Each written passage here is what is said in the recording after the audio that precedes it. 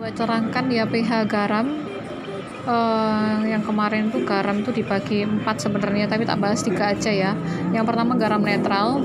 Kalau garam netral kan dari asam kuat sama basa kuat, dua-duanya kuat. Itu pH-nya sama dengan 7, jadi nggak usah dihitung ya, langsung karena netral langsung ditulis pH 7. Kadang-kadang di soal menjebak, kamu disuruh ngitung pH-nya, ternyata garamnya netral. Kemudian yang kedua, untuk garam asam, berarti kan kata kuncinya asam. Asamnya yang kuat, basanya yang lemah. Untuk rumusnya langsung aja ya, karena asam itu kan cirinya adalah ion H+, maka rumusnya itu dari H+ sama dengan akar KW per KB. Ini asam kok KB, karena garam asam itu dibentuk dari basa yang lemah. KB, Ka itu hanya dimiliki oleh sesuatu yang lemah. Ya, baik asam maupun basa. Rumusnya tadi H+ sama dengan akar KW per KB dikalikan konsentrasi garam atau ion yang terhidrolisis atau asam konjugasi. Nanti di soal tak berikan contoh ya. Nilai KW itu sama dengan 10 pangkat min 14. Untuk yang kedua, untuk garam yang sifatnya basa, berarti basanya yang kuat, asamnya yang lemah. Karena dia basa kan berarti ionnya adalah OH-. OH- sama dengan akar KW per KB dikalikan konsentrasi dari garam atau dari basa konjugasinya. Ingat nilai KW sama dengan 10 pangkat min 14. Ini dulu ya untuk rangkuman rumus dari pH garamnya. Langsung ke contoh soal. Nih, contoh soal. Manakah dari campuran di bawah ini yang menghasilkan reaksi hidrolisis? Kemudian tentukan pH larutan yang terhidrolisis. Dari contoh yang A, ini ada 100 ml CH3COOH 0,2 M dan 100 ml NaOH 0,4 M. Ini terhidrolisis apa tidak? Untuk menganalisisnya adalah cek dulu ini senyawa apa. Kan CH3COOH itu asam lemah, NaOH adalah basa yang kuat. Jadi kalau ada asam dicampurkan sama basa itu tolong direaksikan dulu. Ini dulu ya, CH3COOH ditambah NaOH, hasilnya apa? Kayak kemarin disingkirkan dulu H sama OH, ini kan kalau dia gabung jadinya H2O. Yang ditinggalkan CH3COO sama Na, gabung aja. COO Na. Terus di sini kamu tulis dulu volumenya 100 sama 0,2. Ini gampangnya gini. Ini 100 sama 0,4. Kalau di dalam persamaan reaksi mula-mula bereaksi dan sisa itu kan harus dalam bentuk mol. Padahal ini mili dan M atau molar besar. Kalau mol berapa? Tinggal dikalikan aja 100 kali 0,2 yaitu 20 milimol. Terus yang ini 100 kali 0,4 berarti 40 milimol. Ya, kamu cek ya, ini kan hanya 1, ini juga 1, atau lihat koefisiennya 1 banding 1.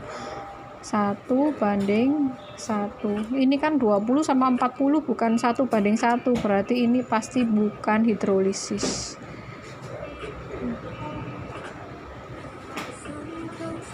Ini pembahasan lengkapnya begini ya kan, ini kan 1 banding 1, harusnya ini kalau 20, ini juga harusnya 20. Kalau ini 40, ini juga harus 40. Cari angka yang paling kecil kan angka 20 ya.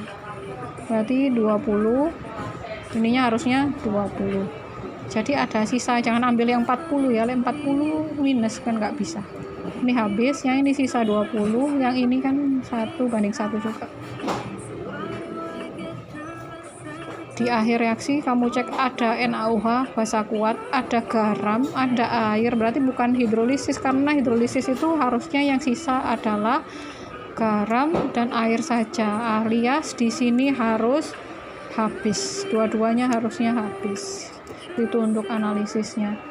Untuk yang kedua, yang B, H2S sama NaOH kayak tadi ya, direaksikan dulu. Ini kan diambil ya, jadinya kan H2O plus ini. Kalau nggak bisa mereaksikan itu kamu gini, Na ini kan gantiin posisinya H tuh. Di sini H-nya ada 2, berarti Na-nya adalah 2. Terus S itu kan menggantikan posisinya OH. OH di sini jumlahnya 1, berarti Na2S seperti ini. Selanjutnya disetarakan dulu ya, Na-nya kan 2, berarti kasih konsentrasi dikali koefisien 2. Terus pasti di sini 2, segitu tok cara mereaksikannya. Berarti perbandingannya adalah 1 2 1 2. cek ini 100 0,1, yang sana 100 0,2, berarti ini adalah 10 ya kan, 100 kali 0,1 100 kali 0,20. Apakah ini 1:2? Iya, berarti ini pasti reaksinya adalah habis alias hidrolisis. Ini 1 ya, 10 ya, 20. Ingat satuannya tadi milimol karena kita kalikan M besar sama mili ya, M sama mili. Nah, satuannya milimol. Ini kan sisanya adalah garam sama air, berarti hidrolisis. pH-nya gimana? Cara cari pH-nya adalah kita cek dulu penyusunnya dari Na2S. Na2S itu kan dari H2S sama NaOH.